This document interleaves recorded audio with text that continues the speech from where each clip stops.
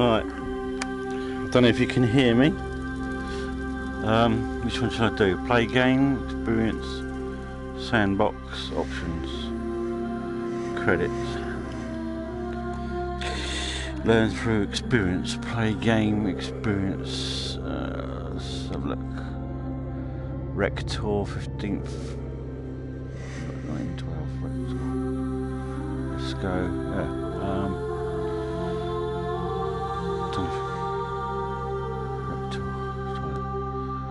Short tour.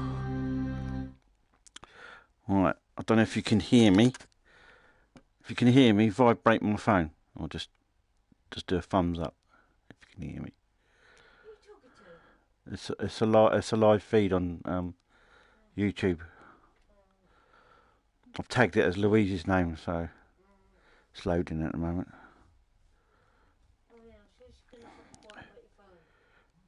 Yeah, I can hear my phone vibrate, so she can hear me. All right. I won't be able to answer my phone while I'm doing this, by the way. Just thought I'd let you know. It's loading up, so come on. Don't take too long. Right, we're almost there. Right, here we go. We're going in. Right, this is a tutorial. Welcome to the Titanic VR guided tour. We are currently 3.8 kilometres below the surface of the North Atlantic and 100 metres east of the bow. So it's flying itself. This submersible is on autopilot. However, you can adjust your spotlight using the far left lever.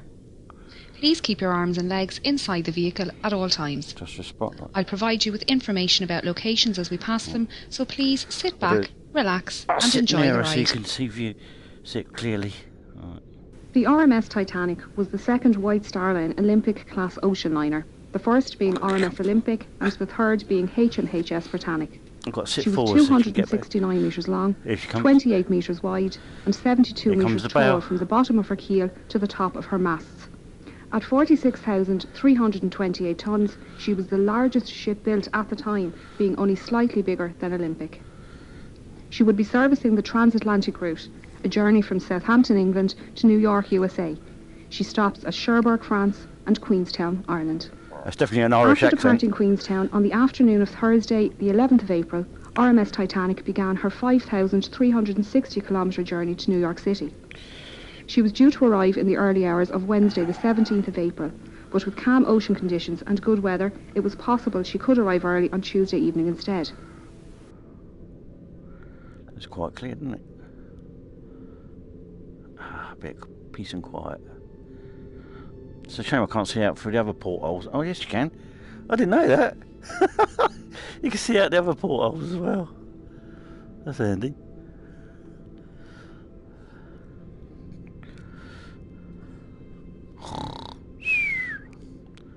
Hello, someone left a bathtub running. The night of the 14th of April was moonless and a light fog was developing on the horizon.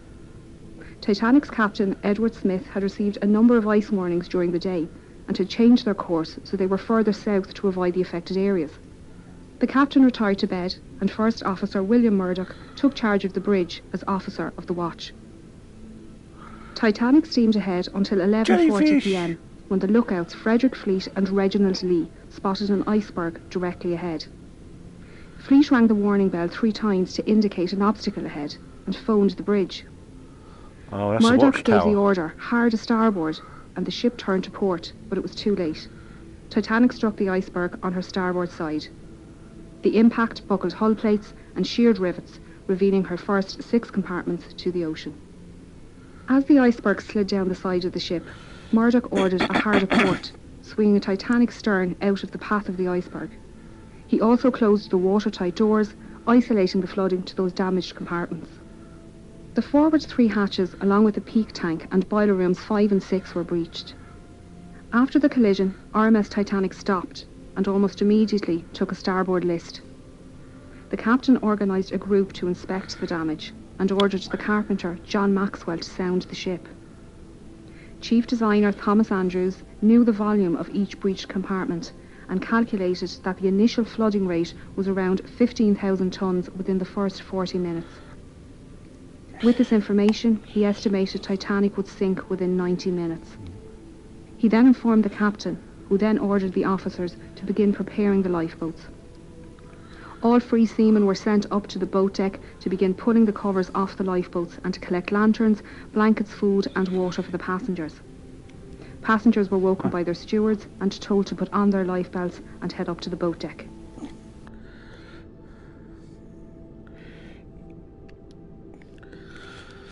Oh, that's a bridge. Oh, let's have a look. What do you think, Louise?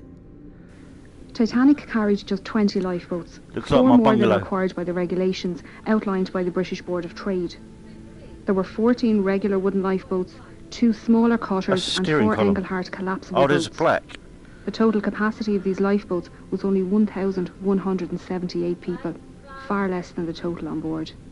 This fact must have weighed heavily on the captain's mind, as he specified the boats to be filled with women and children first. Just over an hour after the collision, the first lifeboat left the sinking ship. Oh, that's David's. To convince women to leave, officers tried assuring them it was only a precaution, that they would be back on board by daylight. First Officer Murdoch filled the starboard side, while Second Officer Charles Lightoller filled port.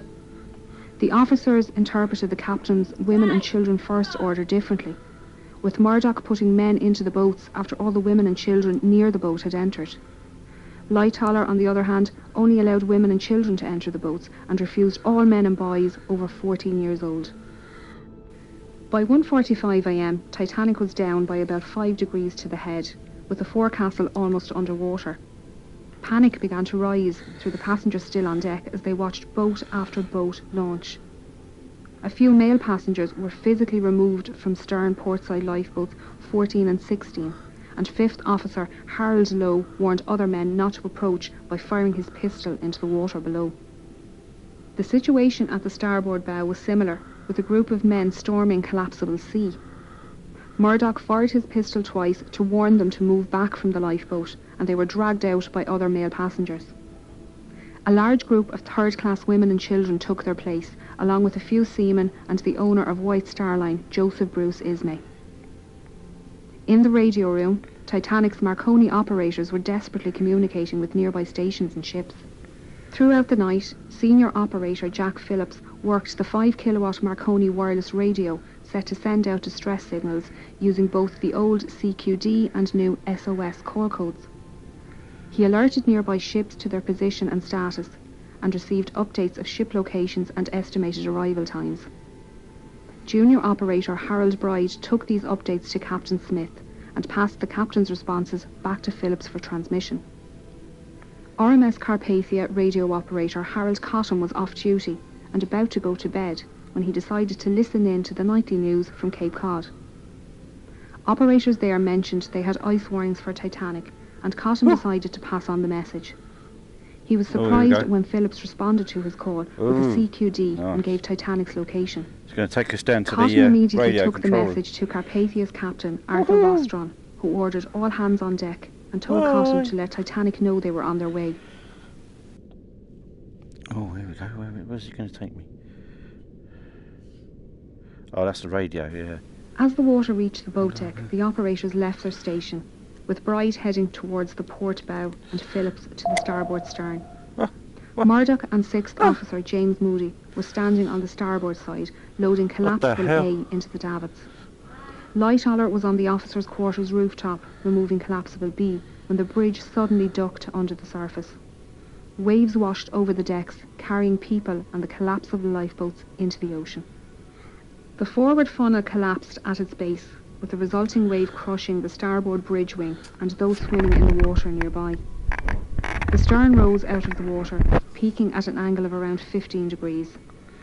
This placed stress on Titanic's keel, which buckled and twisted, tearing the ship in half and sending the waterlogged bow plummeting to the ocean floor.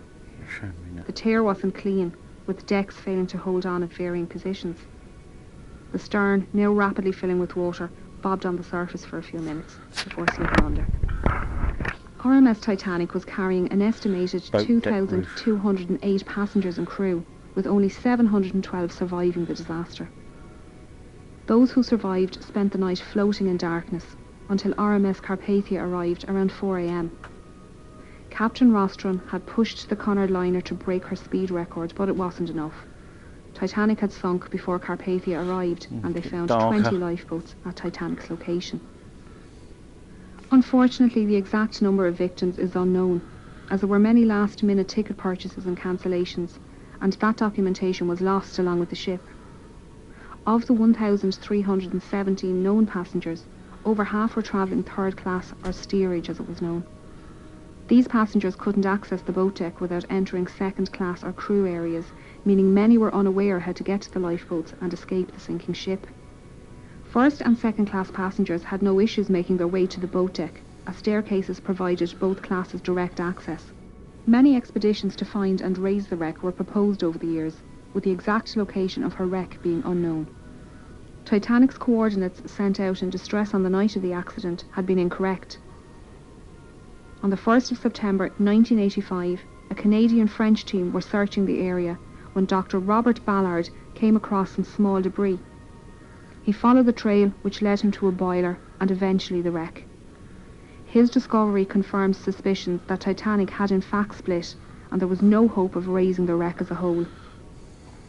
Scientists and historians have long argued for and against the recovery of artefacts from the site, with many agreeing the site should be treated as a mass grave.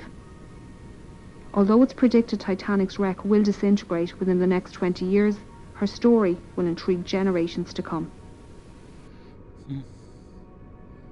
Is that it? Yep, looks like that's it. Ooh. Alright, I don't know whether to finish it there or not. Alright, so what's it going to do? Right, what I'm going to do is I'm going to end the live transmission now. Hang on, how do I do it? Forecast, stop.